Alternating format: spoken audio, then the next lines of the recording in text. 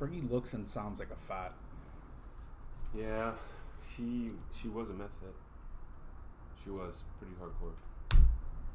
All right. Welcome back to the yet to be named podcast. Howdy.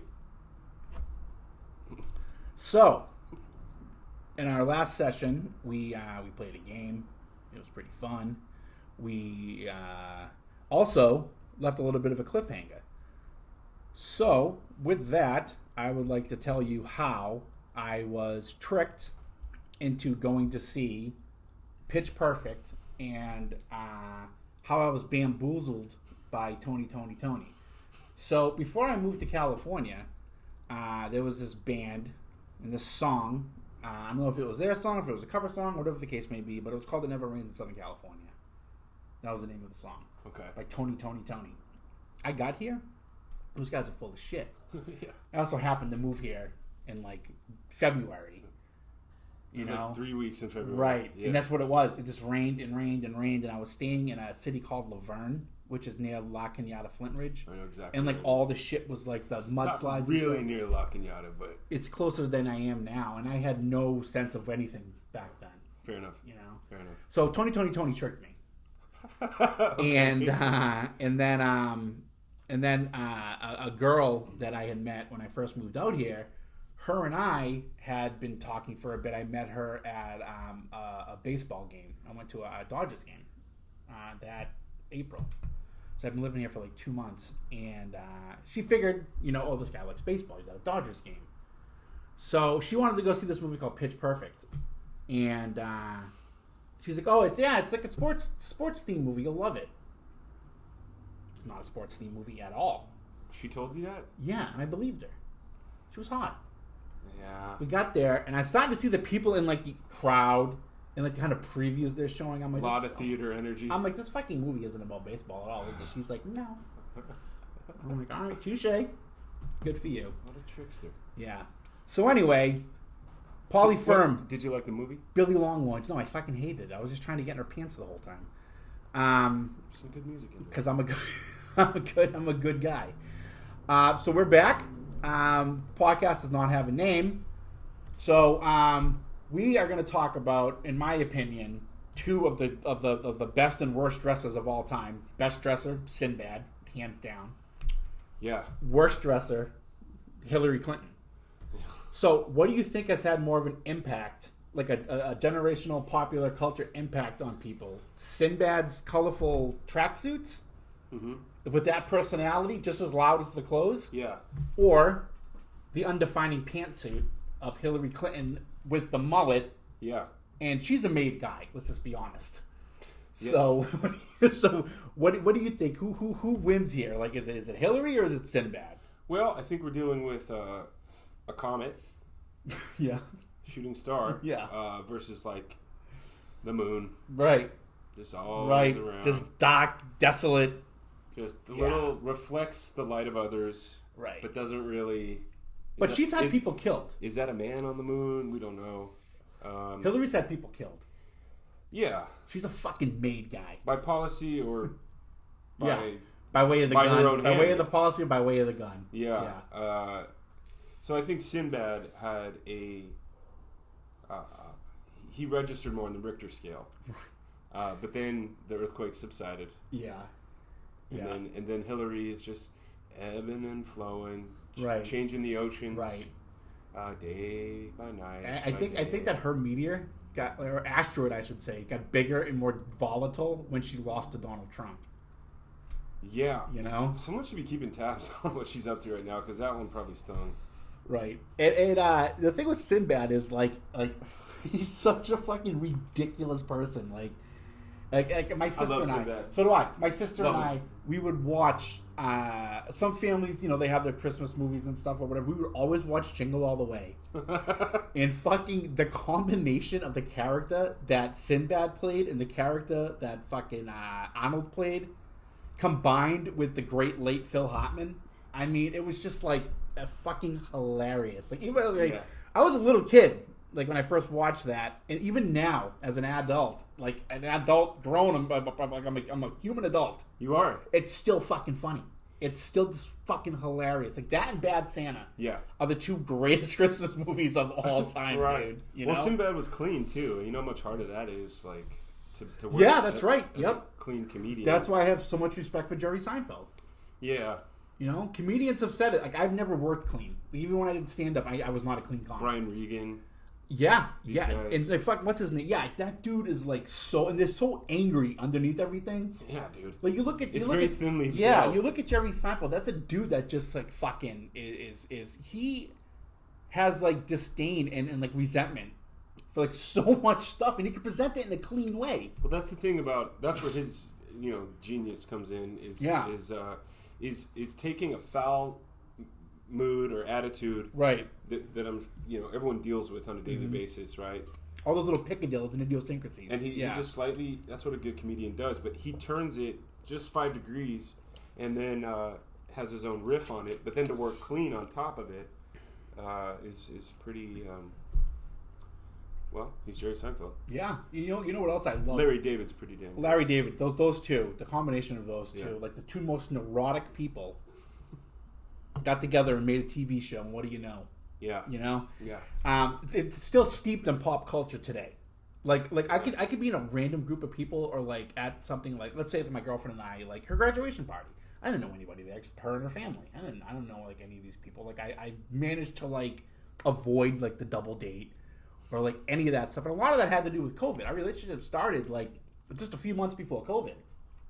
The second time. The first time it was, that's what I wanted to talk about. I'm actually glad I brought that up. So when we first started dating, you actually were our server on our very first date. Yeah, I thought that was pretty cool. First date. And from my perspective, right, I've come Yeah. busy. I'm doing a lot of different things, but you guys migrated from one part of that restaurant over to another part, Right. and the whole time, you guys had these like shit-eating grins, and were laughing, Yeah. and then you were heading off to an Angel game, I think. Yeah. And Yeah, it and was I just great. remember thinking like, oh shit, this is going really well. Yeah, it was. And then you being our I didn't server, realize there was a part due. it made it easier that you were for me anyway. I think it was for her too because she knew that we knew each other and everything. But it was just like we didn't have to like act for the server. Oh, you know, right. we could just be ourselves. You know. Yeah. And she paid. I go to pay, and she's like, "No, I'm gonna take care of it." I'm like, "All right." Yeah, she was leaving. I was like, But then we had a little thing, like maybe like I don't know, like a year later. We broke up for like 2 months or something. It was like nothing. We just didn't have time or whatever the case may be. But yeah. so yeah, I had been able to like avoid the group dynamic with her as a couple for a long time. Mm-hmm. And so anyway, but like in a setting where like you don't know anybody, I'll just give an example, like going somewhere with your girlfriend, your graduation party. If I can make a Seinfeld reference, and this is not me just like making a Seinfeld reference. I think it's funny. It's me gauging whether or not these people like Seinfeld and whether or not I'm going to like them. So I like made a depth charge. I made a Seinfeld reference at the graduation party, and she's the only one that laughed. And then I was like, Mm-hmm. and I was like, oh, you guys are Seinfeld fans? And one girl, her friend, was just like, oh, that show's stupid. I'm like, all right, she's dead to me. Yeah. And she wanted to go out on the double date like a month later with her boyfriend and her and I. And I was like, no, I'm not hanging out with her. And she asked why, and I told her, and she was like, okay. Like she wasn't even going to argue with me. Like that's settled. I don't want to be that person's friend. Yeah. Turns out she's a huge cokehead anyway, so she's a fucking loser. But yeah, so down that rat hole from pantsuits and fucking. We all have our struggles. We do. Yeah, it was just so like. If I don't understand it, if someone's just like, if someone doesn't like the show, I get that, but just don't like it. Don't like then talk shit about it. Yeah, because then that's kind of getting into like changing how you think about something, Right. And what's Right. the purpose of that? Mm-hmm. Is it control? Like you're out of control in your own life, so now you're going to try to control my life? Like people always ask me, just like, have your fucking opinion and move on with right. your day. People always ask me. A lot of people ask me when it comes up, like, "Oh, dude, yeah, we'll make like a Star Wars reference or whatever," and I'm this guy, I've never seen it. Yeah. And they're like, "You've never seen Star Wars?" It's like here's the two reactions I get. The first reaction is people are like, "Oh, you've never seen Star Wars?" They're like, "Huh, wow, that's impressive." Then they move on, whatever. Or people are like, what do you mean you haven't seen it? I'm like, how can I phrase that any differently? Yeah, we've talked about that before. Yeah, like why don't you like it? I'm Like- I don't not like it Yeah. or like it. I Yeah. don't have an opinion on it. I've never seen it. And I'm like, I'm like, I'm more of a Star Trek guy. Maybe it's because they want to like be involved in like with you, like be a friend or something. Right. So maybe they're like, well, dude, this is something we could bond over. So Yeah, now I'm let's just talk like, about no, it. I don't want to be your friend. I don't want to. Yeah, I don't If want I to had do a that. lightsaber, I'd fucking chop your head off. Sure. Maybe that's a little yeah. extreme. Or the people when I tell them like, like, oh, you've never seen Star Wars. Like, well, how does that happen? I'm like, I like Star Trek. I'm a Star Trek guy. Oh, it's totally different. I'm aware. I haven't seen Star Wars, but I know it's different. Yeah. And then it's very persistent, and they'll be asking me these questions. I'm like, hey, listen, dude, I don't have to answer your questions. Yeah. All right, Yeah. go find. Dude, there's hundreds of people here. Yeah. Somebody else here likes Star Wars. Yeah. Go find them. Yeah. Then they'll go find them and bring them over. Like, is that what you thought I fucking meant? Like, how about this? If you bring up Star Wars to me again after I've kindly asked you not to, I'm gonna punch you in the fucking mouth. Yeah. All right, sorry. Yeah. Yeah. All right, shoot. That's a normal reaction. I like doing that. Shoot. Yeah. Go. Skedaddle. Skedaddle. Mosey on if you're gonna wear Mosey that. on. If you're gonna Yeah. wear that hat. Go meander somewhere else. Yeah. So yeah, I gotta go with Sinbad too. Sinbad or Hillary, I gotta take the persona, the outfit, just the general aura that is Sinbad over the dark cloud of Hillary Clinton.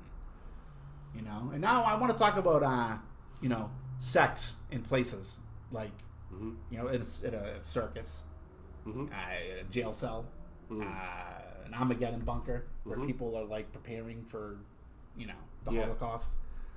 The nuclear holocaust that they think we're going to get into. First of all, let me make one thing clear. There's no getting into a nuclear holocaust. If we get a nuclear bomb dropped on us and we get time to drop one on them, it's just it. It's over. Yeah. No, there's no like possibility of there like being, if it happens, you're dead. Yeah. You're incinerated. Not a whole lot of thinking going on. That's it. The only things that's going to be alive after we're all gone are cockroaches and Keith Richards. And that's it. And everyone in Utah. And everyone in Utah, yeah. So, I mean, these are situations that I've never had sex. And I'd like to, because just for once, I want to be able to have someone ask me, like, oh, dude, guess what? My girlfriend got sent to prison, and I got to have a conjugal visit. And they're like, oh, what was that like? I'm going to be like, caged heat. I've always wanted to say that. Heat? I always wanted to say caged heat, Like, it's the situations where, You like... can just lock the door in your room and say that. No, it's not a cage.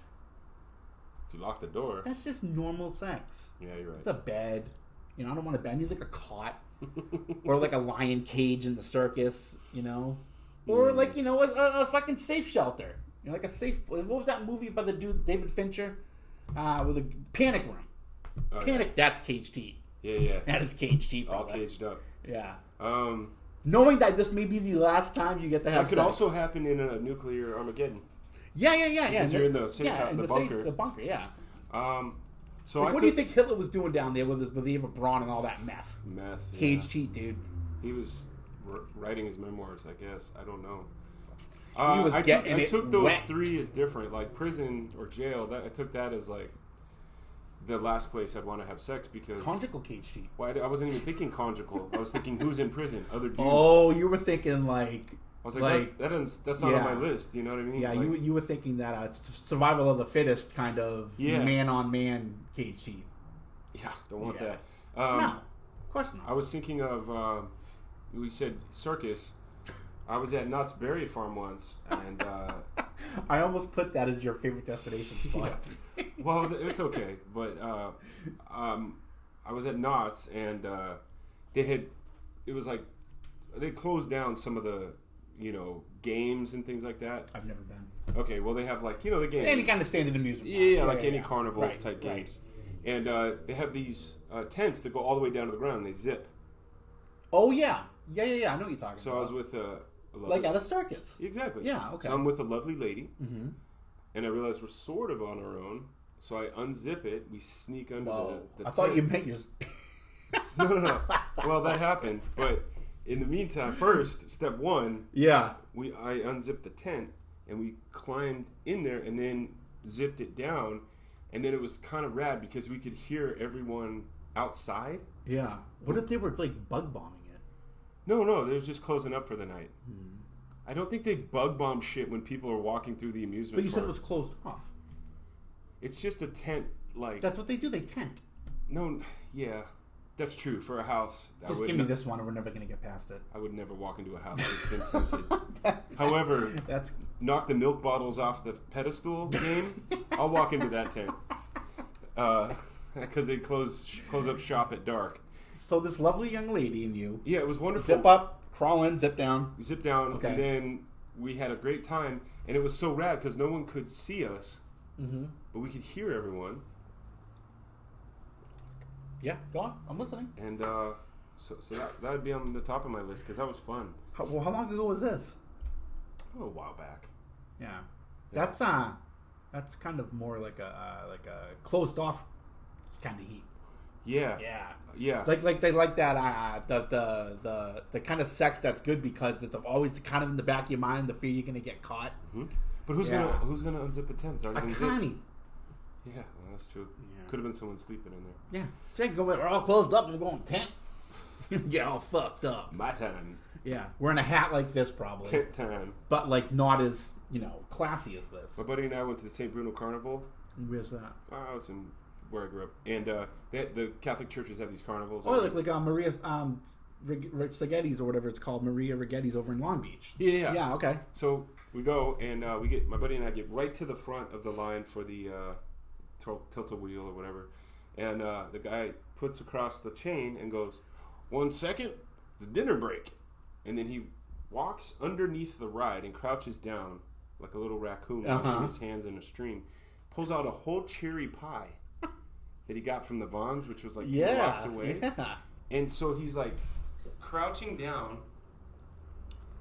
and he's making eye contact. Like a squirrel. Yeah, like a little squirrel. Yeah. But instead of nut, it was a cherry pie. Sure, yeah. Or an acorn, if you want. Yeah. I guess that's a kind of nut. Yeah. And he's... It is. And he takes about, let's call it 3 minutes to himself. But everyone can see him. He's just crouching under the platform of the ride that's been jacked up that they tow everywhere. Yeah, right. Yeah. And kind of gives it one of those sleeve wipes, over his mouth. Sure. Puts the pie away neatly, puts it back in the bag, slides it back under the ride, and comes up and goes, all right, who's next? And my buddy and I were like, rad. Right on, dude. Dude, sometimes it's time for cherry pie. Dude's got a dream. Dude's got a dream. Cherry pie, like a 12-inch in diameter cherry pie. I actually did a bit a couple of weeks ago on the podcast about a pie. How I had to go to a party and the theme was dress up as a human emotion. And my emotion sounds like a Pixar movie, right? So I was like, wow, there's not a lot of fucking ideas for this. That's a tough theme to nail. Yeah, but it was a small party, like probably 5-6 people, little thing. Just a girl. What did you go as? I was fucking disgusted. And I put my dick in a custard pie. Fucking disgusted. Fucking disgusted. Right on. So I didn't know her parents were going to be there. You're clever. Yeah. Her parents didn't think so. She was like, "Who the fuck is the guy with his dick in a pie?" And I hear that from the other room, and I'm just like, was she disgusted? Well, yeah. And my buddy was like, dude, then it worked. You got to take your dick out of that pie. And I'm really put your junk in the pie? Yeah. You're just walking around with pie dick? Like as we got there, I took the pie out, and I wasn't gonna do that on the car ride over. Was that clip? If I knew it was gonna be that kind of party, I'm gonna stick my dick in the mashed potatoes. Yeah. And I was like, well, do you have any green paint? So you didn't see the parents. You just dicked up and no. She let me in, and then the mother was in the parlor. She saw me and she was like, what the fuck? And then went into the other room and they started yelling at the daughter and her husband for some reason. That's fair. So I was like, well, do you have any green paint? He was like, why? I'm like, if I paint myself green and I put an N and the V on my chest, I could be green with envy. And he was like, no, I don't have any green paint. And I'm like, let me go check the cupboard. Yeah.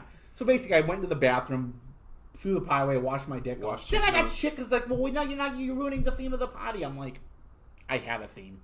She's like, yeah, it was fucking disgusting. I'm like, yeah, I know. My new theme is angry. Yeah. Or sulky. Yeah, that's got hammered. Or but yeah, the moral of the story is there's good sex and there's bad sex. Both can be achieved. It's cage cheat. Anywhere. Yeah, and just don't Don't think that people are going to think putting your dick in something is going to be funny. But I would venture to say amongst adults, Yeah. 9 out of 10 times, pretty funny. Right. Like, who's this kid? Who's this dick in At the first, and then it's like, all right. yeah. I remember her being like, oh, I go to school with him. She's like, this kid goes to school? He's in Syracuse? I'm just standing there. That's fucking pie. With pie dick. Yeah. All right. So, that was just a great experience all around. So, you know there can only be one boss. Okay. Tony Danza, Bruce Springsteen. Oh, Bruce. Really? Not even close. Great story about Tony Danza. So, and this is actually a story I don't tell enough. I wish I should tell it more. But I'm at a Dunkin' Donuts in Providence, Rhode Island, and the line is like 10 people in front of me. So we're moving up close. I got like 3 people in front of me at this point. Then I'm the next person in line. Fucking Tony Danza comes into the Dunkin' Donuts. Did he wait in line? Walks right to the front of the line as the person's leaving. Gets in front of me. I'm like, hey. I'm like, what the fuck, Tony Danza? And he turns around. He's like, I'm in a real rush. I'm like, well, so am I. And he gets his coffee, and he turns to me. He goes, who's the boss? And walks out. For real? For real. I was probably like 19, 20 at the time. What a dick. And I turn around and I'm like, did anybody else fucking see that? And they're like, no one else had a reaction. I'm like, Tony Danza just cut me in line and said, who's the boss? And walked out. For a fucking coffee. For a coffee. So now I'm doubling down on Bruce. Fucking hilarious. No, I'm doubling down on Dude, Bruce. I gotta take Danza. You take your fame to cut off a working man trying to get his fucking morning coffee and donut? First of all, you cut the line? I reeked like booze. I was hungover. Did he not buy coffee for everyone waiting in line? The fact that he said, he's got the Tony boss Danza money. And walked out. Yeah. That dude was just such a baller move. I mean, it's a cool story, but I gotta say, first of all, that's a weird flex. Here's why Bruce Springsteen doesn't get it for me. Love Bruce Springsteen. You know? He's great. First of all, the guy's from fucking Asbury Park, New Jersey.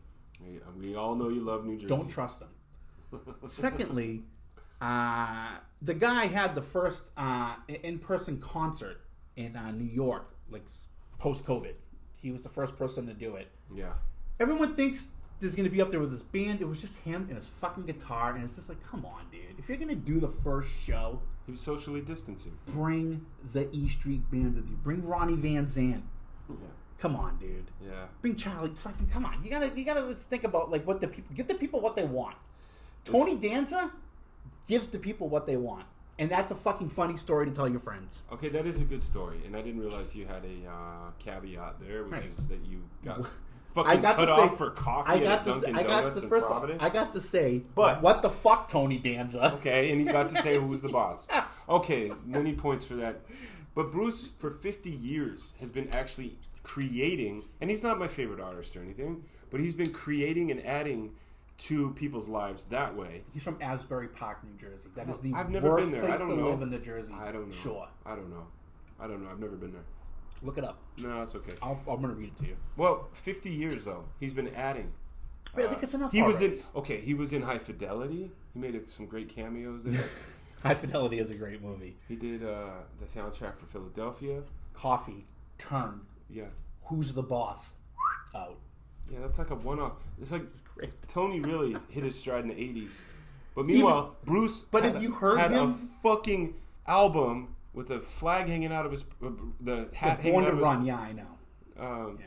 Born in the USA. Born in the USA, whatever. He wasn't born. He was born in New Jersey. That's not the USA.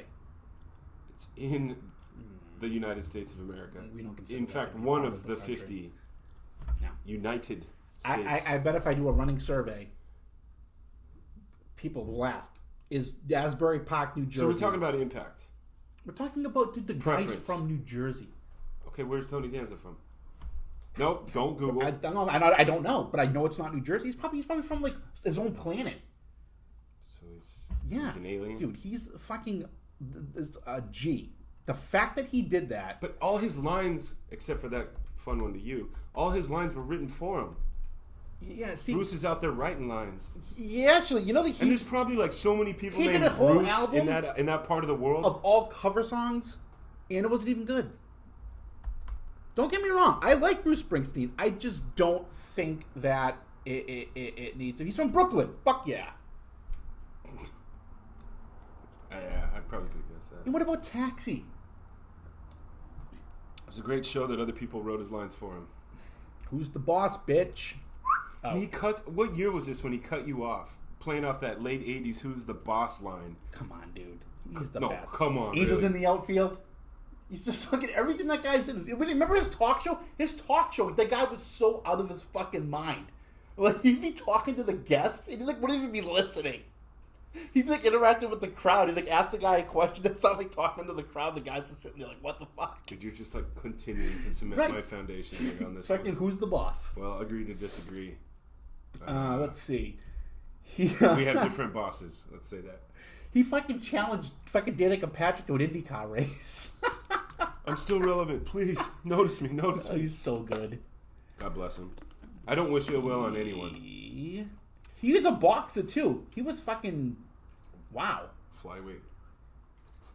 He had 1, 2, 3, 4, 5, 6, 7, 8, 9 wins by knockout. And the fucking Golden Gloves. What was his? Did he have a name? Like a name that he went by? The boss. No, before who's the boss? I'm not sure. I'm not sure. Oh, he's got a new movie coming out. Oh, Plays a guy named Chicky. Chicky. Chicky. Like Chicky Hearns, the boxer. Okay. I'm Chick Hearns. He was an announcer. I'm going Chicky though. Chicky. Not Chick Hearns. Chicky. There's a boxer named Chicky. That's the character he plays. Chicky Hearns, boxing movie. Chick Hearns though was the he was the Lakers. yeah, fuck them too. I grew up and my father said there's only 3 things you need to concern yourself with in life. Always, be truthful and honest and protect your sisters and mother. Be a good man, be a good role model, and hate the Los Angeles Lakers. I'm like, shut, that's easy. Sounds so Boston. Oh yeah. There's nothing in me that allows me to like the Lakers. Yeah, I get it. Like the only time I've ever had any sympathy or any kind of like where it was bigger than sports was when Kobe died. Yeah. That's bigger than sports. That's bigger than everything. That poor guy and his daughter, like that was an awful, awful thing to happen. And there's no way I would ever let sports be bigger than that. Yeah. Like someone fucking dies with their daughter, someone who mostly here, but really in reality around the world was a global icon. Yeah. He had that shit that happened in Denver. It happens. Whatever. The dude was like, in my opinion, up to the point that he died, outside of Jordan, he was the greatest living basketball player. And Didn't he win like an Oscar too or something like that? Yes, for his short story. Yeah. Yeah. I mean, he was on his way to having some serious impact. Yep. And he just the impact he had on the game. And like I've never heard anybody say, "Oh, I met Kobe Bryant. He was a fucking dick." Yeah. Never heard that. I waited on him when I was working at Sete Bello in Crystal Cove. He came in, and I was just like, oh, "Fuck this guy." The dude was so fucking nice. Yeah. It made me even angrier. Yeah. He was such a nice guy. Why couldn't Boston have drafted Right. him? I told him that. I'm like, hey man, I'm like, and I came in easy. I was like, hey man, like I just want to let you know that you've played in some of the greatest games. Like as a Celtics fan, like it's an honor to meet you. And he was just so fucking cool. Yeah. Yeah. I've heard that a lot. Yeah. And he was like, he had time for people. And Yeah, he did. He did. He was a generous tipper, which Yes, he was. Which again, this gets back to character. And he's fluent in Italian. Yeah. I remember when he came out, everyone gave him shit because he was like cultured, and they're like, "Oh, look at this Adidas ad. He's trying to be some Renaissance man reading Italian over." Like there was like all this stuff. I don't remember that. When people don't understand something, so they make fun of it. Right, exactly. Yeah. Well, that's how they treated him. But as time went on, and he continued to put in the same hours every day, right, and show up right. for those games, like his final game after like tendon surgery, like Achilles heel and everything else. I had a chance to go to that game. Really? Yeah, to his last game. They played the Jazz, right?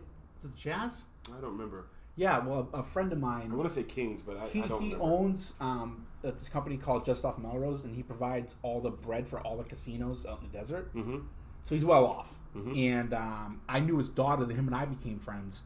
And he called me up. He's like, "Yeah, I got an extra ticket to the game tonight. I'm going with some guys from work." And these guys are all like booze bags.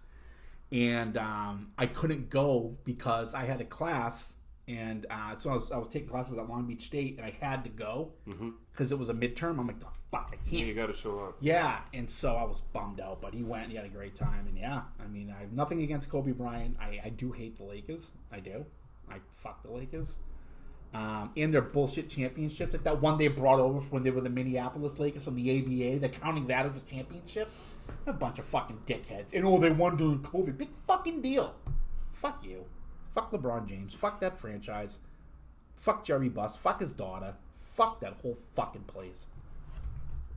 Staples Center. Suck my fucking dick. So, just a passing. I did see a great concert at the Forum though, but that has nothing to do with the Lakers. So. It sure did during Showtime. It sure did. Yeah.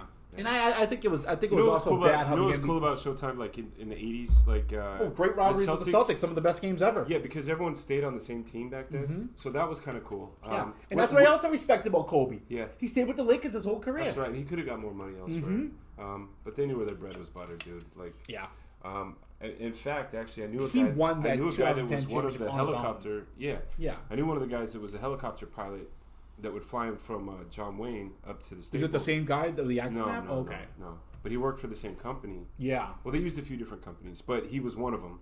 Sure. Yeah. And he said the same thing. He said he's the nicest guy. Yep. And the thing is, he preferred at first to ride his motorbike up the 405. Motorbike. Yeah, his motorcycle. He had a motorbike? Yeah, when his wife was from Orange County. And Yeah, so she's from Huntington. At first, I think they were on the west side of LA, and then they moved down to. Yeah. No, she's from Aliso, I think. But anyway. Yeah. But she went to like somewhere out here, like Edison or one of the. No, she could have. Yeah. Yeah. So he was riding his sport bike Yeah. up and down every day for practice, for games. Right. I thought, look, dude, we're gonna build in this helicopter flight into your Oh, contract. you mean from his house in Crystal Cove? Eventually, yeah. Okay. Yeah. I mean, I remember just like when my boss at work that day, when my boss told me, I was the only server that wasn't cut. We were closing in like a half hour, and I was like basically assigning side work for everybody. And my boss was like, "Hey, he's like, can you handle waiting on Kobe Bryant, or are you going to be an asshole?" And I'm like, "Kobe Bryant's here." I like looked out, and just like the biggest smile I've ever seen. I'm just like, God, I fucking hate him.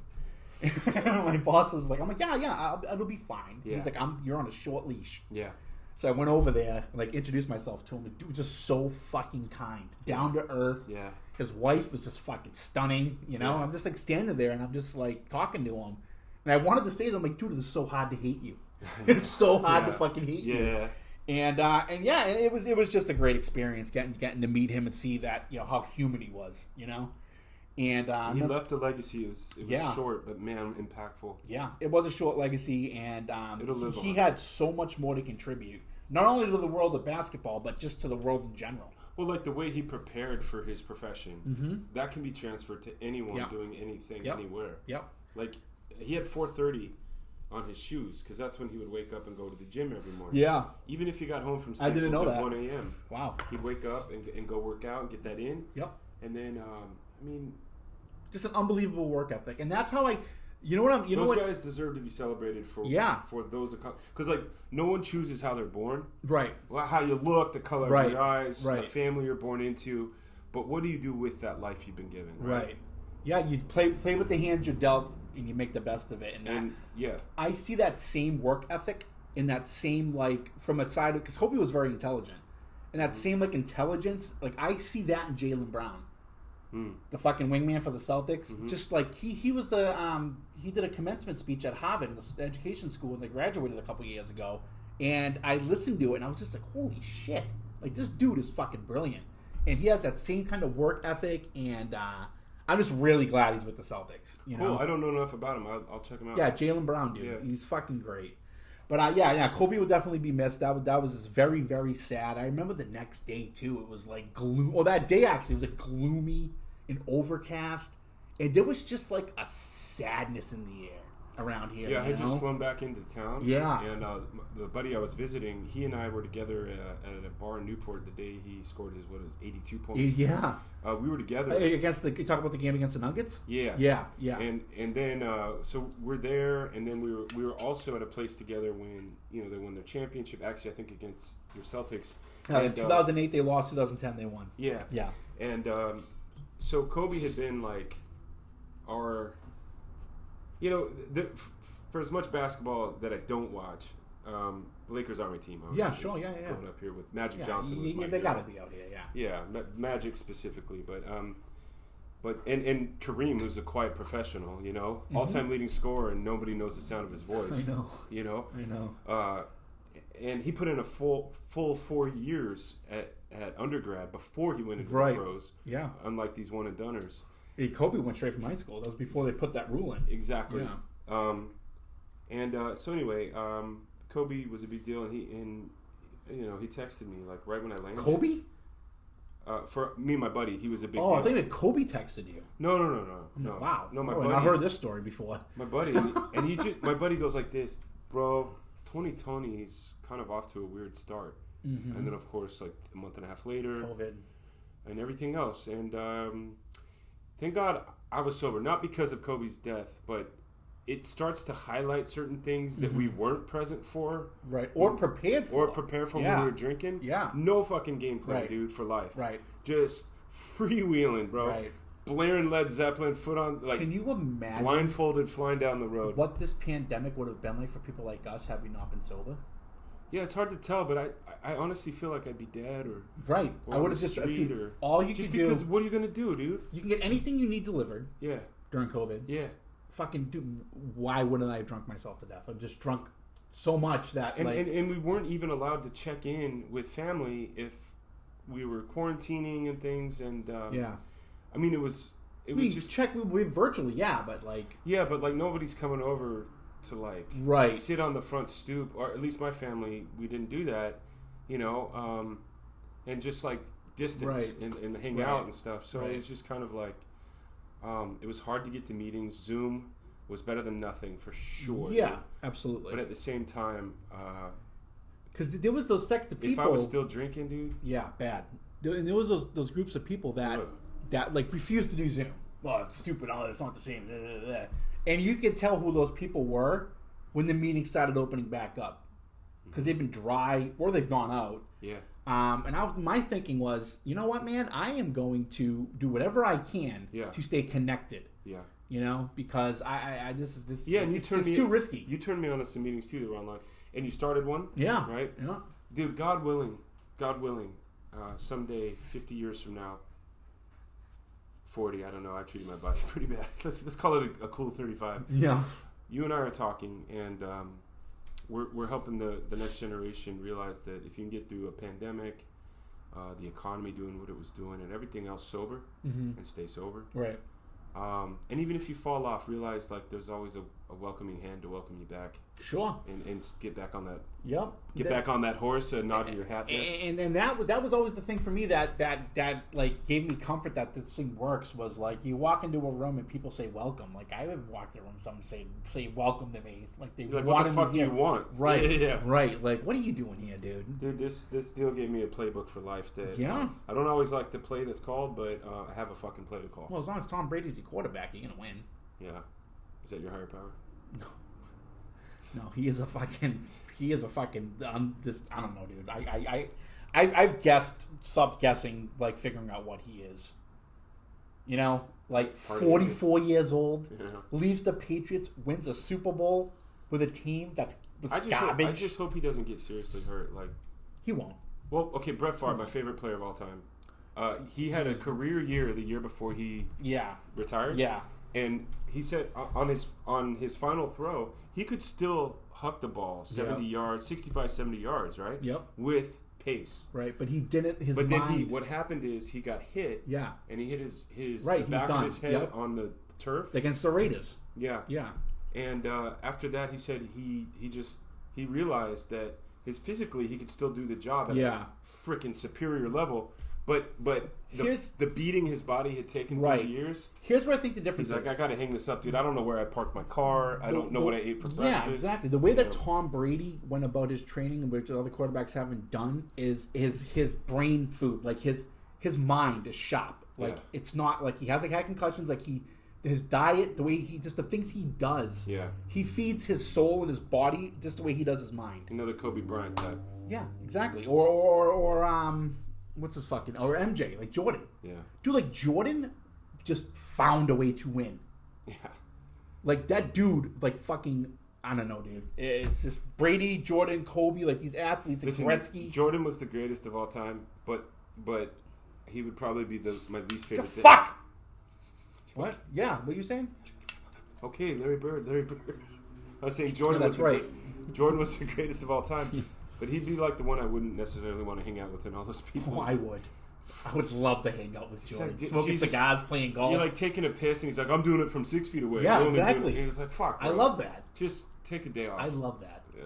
I love that. I'm not a competitive person. Like I find like I like anything that like playing a video game, playing bad pickup game of basketball. I'm there because it's fun and I like doing it. Doesn't matter if I win or lose. It's not going to change the outcome of my life. Yeah. But I love playing with competitive people and getting them fired up and like fucking with them. You know. I know. It's very easy to do that with Michael Jordan. That's actually not a big surprise. That's all you have to say. Yeah. You know, hey Jordan, that fucking last swing looked pretty stupid. Yeah. That's it. It's on. It's on. He's easy to score 20 on the pound now. Like, fucking I love that. But all right. So we're gonna take a quick break. We're gonna come back and we are going to be wrapping it up. And well, it's you got decision time coming up. I love decisions. I usually don't make good ones. I never, especially with my dick, the custard pie. They were envious. We'll be right back.